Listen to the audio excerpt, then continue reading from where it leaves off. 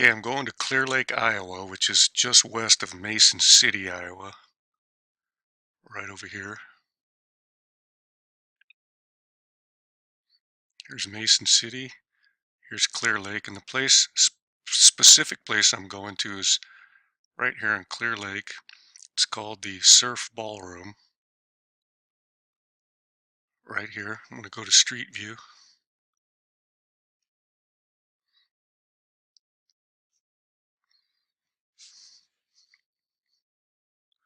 So here it is. This is called the Surf Ballroom. This is the place where Charles Hardin Holly, known as Buddy Holly, Richard Stephen Valenzuela, known as Richie Valens, and Giles Perry Richardson, J.P. Richardson, known as the Big Bopper. This is the place where all three played their last concert shortly before their tragic death on February 3rd, 1959, at 1:05 in the morning, about 1 o'clock in the morning, they were killed. Now, they were 11 days into a 3-week tour that covered 24 venues in the northern Midwest of the country. It was called the Winter Dance Party Tour, something that Buddy Holly was putting on. At that time, the entire area was experiencing an unusually cold winter, and a few days into the tour, the heater on their tour bus quit working, and it was so bad that Buddy Holly's drummer, Carl Bunch, had frostbite on his feet, and J.P. Richardson caught the flu. Now they just finished playing here at the Surf Ballroom, and Buddy Holly, who was frustrated with the cold bus, had the ballroom manager call a guy named Hubert Jerry Dwyer and charter a plane out of Mason City Municipal Airport through Mr. Dwyer's company called Dwyer Flying Services. I'm guessing it happened somewhere here in this building or around this building, but not at the airport. But Buddy Holly's bass player, who was Waylon Jennings, gave up his seat on the plane to J.P. Richardson, the Big Bopper, because Richardson had the flu. And Holly's guitar player, Tommy Alsop, lost his seat to Richie Valens in a coin toss. It would be a coin toss that saved his life. Now I'm going to exit Street View here, head back north. Going to exit the Street View, and you can see where the concert venue was right here. And you can also see how close the Mason City Municipal Airport was where they chartered the plane, which is right here. So what ended up happening is they arrived here at the Mason City Municipal Airport right here at about 12:40 a.m. and loaded their luggage. The pilot was 21-year-old Roger Peterson. This is him right here. He'd been flying for many years. He was married, had a wife. Don't know if he had kids. And they were flying an aircraft named a Beechcraft Bonanza, which is this right here. It holds 4 passengers, 2 in the back, the pilot, and then another one up front. You can see it's a rather small airplane, a V-shaped tail. Now, after their luggage was put on the plane, they boarded. They taxied out to the runway and had a normal takeoff at about 12:55 in the morning. Now, the official crash report written by the FAA investigator had many typos. One of the typos said that they took off from runway 17. Now, if we zoom in, you can see these runways have numbers here. There's a 36, a 30. Up here we have a 12. And over here we have an 18. I believe he meant to say they took off on runway 18 because there is no runway 17. And what these numbers mean to a pilot is these numbers are basically a compass heading. So, but you have to add a 0 to them. So right here it says 36, add a 0 to it. That means a compass heading of 360 degrees. And if you take off from this end of the runway and go up, you are heading 360 degrees on a compass, which is actually directly north. Right here it's 30 at a 0, that would be 300 degrees. You would be heading in a northwesterly direction. Here's a 12 at a 0, that's 120 degrees. You'd be heading in a southeasterly direction.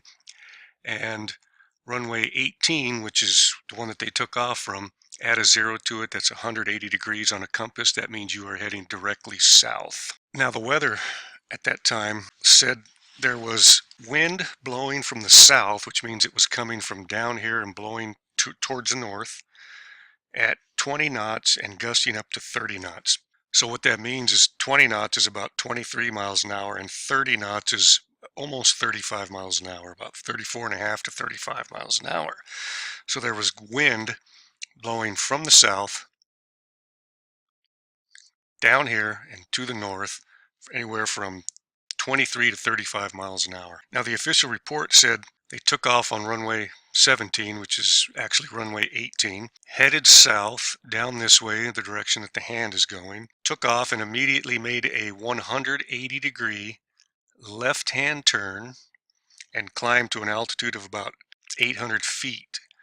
And then once they were clear of the airport, the pilot, Roger Peterson, started taking them in a northwesterly direction, like this right here, direction the hand is going. Now the plan was to fly all the way up here to the Hector Airport, which is in Fargo, North Dakota.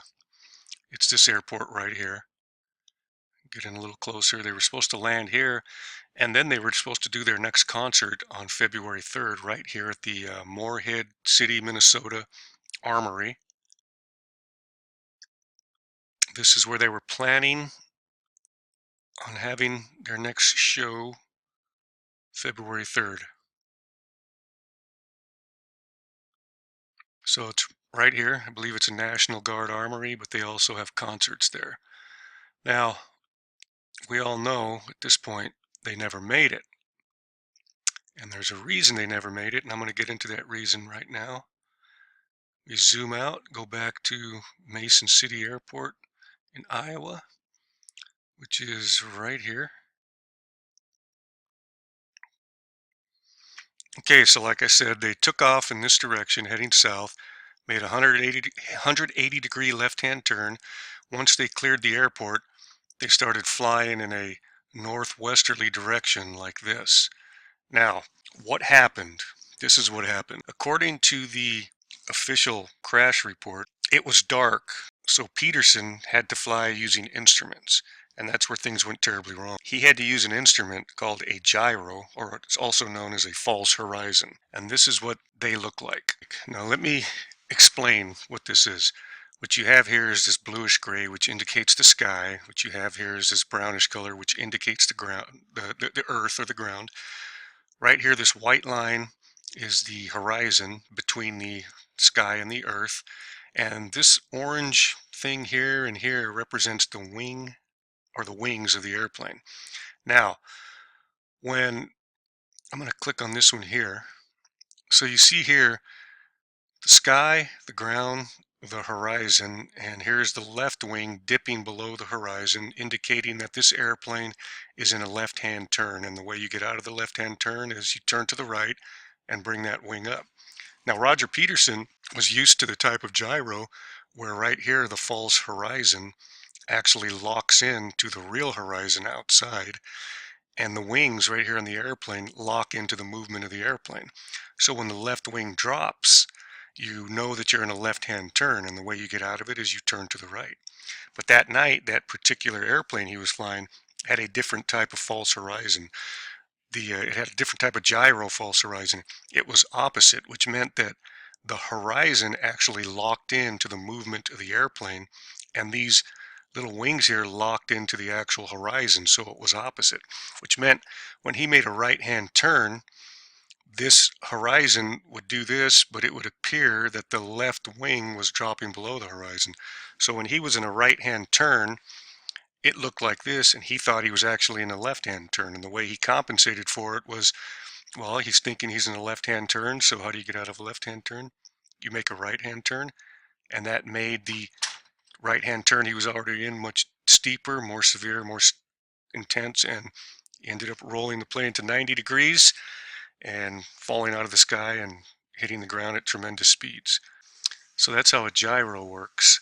Now, there were no witnesses to the crash, but what they do know is this. Once the airplane cleared the airport, it started heading in a northwesterly direction. The owner of the airplane, Mr. Dwyer, said he could see the red light blinking on it, and then it slowly started to descend and go out of sight. He thought it was an optical illusion of the plane flying over the horizon and out of sight, when in fact it was actually falling out of the sky like a rock, and it crashed right here.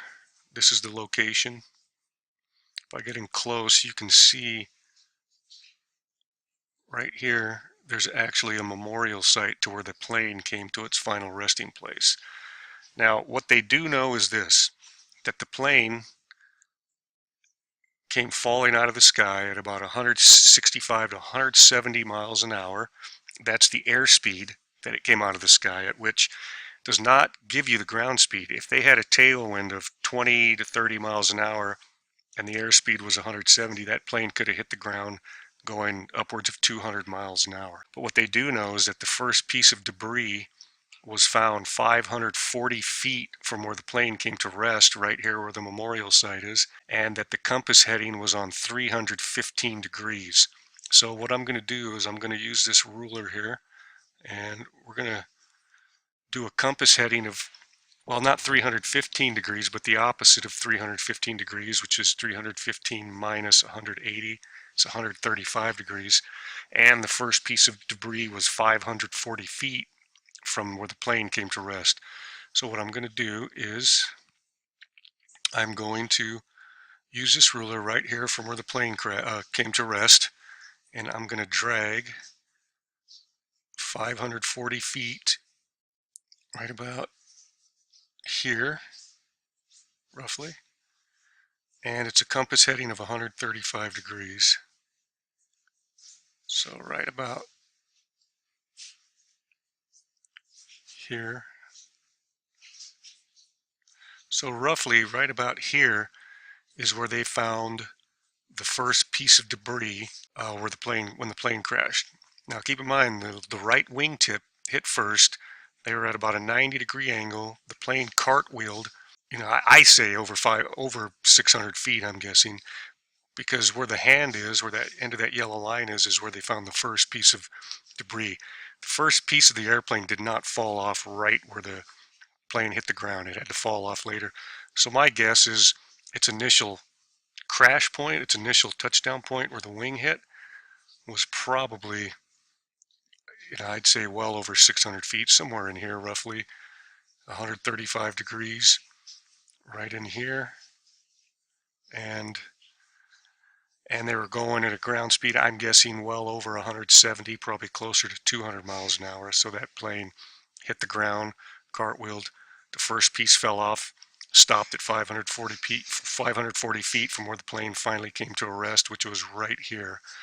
Now, I'm going to zoom out so you can see. I'm going to save that little spot. And so you can see the airport right here. Flew around, came this way. Roger Peterson got confused with the instruments, didn't read them properly, and then came falling out of the sky. Hit the ground roughly right in here, cartwheeled, came to a complete stop, and of course the bodies were laying, three of the four bodies were outside of the airplane, and the body of the pilot, Roger Peterson, was trapped inside the airplane. Not to be morbid, I'm just going to show you where the plane came to a rest in a crumpled heap right here, and somewhere inside that mangled airplane is the body of the pilot.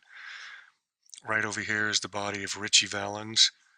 Right here is the body of Buddy Holly, and off to the left over here in this field, about almost 100 feet from this airplane, is the body of the Big Bopper. Here's another photo from the other side. You can see Buddy Holly's body here. Looks like he's laying on his back. That appears to be his right arm, and that appears to be his chest. And over here in the field is the body of the Big Bopper. This is what's left of the airplane, and inside this crumpled heap is the pilot, Roger Peterson. Here's a photo you can see right here. This is Richie Valens' body, and it ripped his pants open. That would be his left thigh and his knee right in here, and his foot going back here. His head is up in this area. This is the area where the airplane cartwheeled all the way up to this resting spot here. Richie Valens' body, Buddy Holly, Big Bopper off over here to the left. And in this photo, the Big Bopper out there in the field, and right over here is where Buddy Holly is. It looks like a piece of the airplane landed on top of him. Now back here at the crash site, people have gone to it and taken photos of the memorial. This is what it looks like. You can go online and find them. You can also find them here on Google. Here it is here, in memory of all four of the victims, or all four of the people that died. There's another one. And another. So there you have it. Crash site that killed Buddy Holly, Richie Valens, the Big Bopper, and the pilot Richard Peterson. This was the crash that took place February 3rd, 1959, and it was known as the day the music died.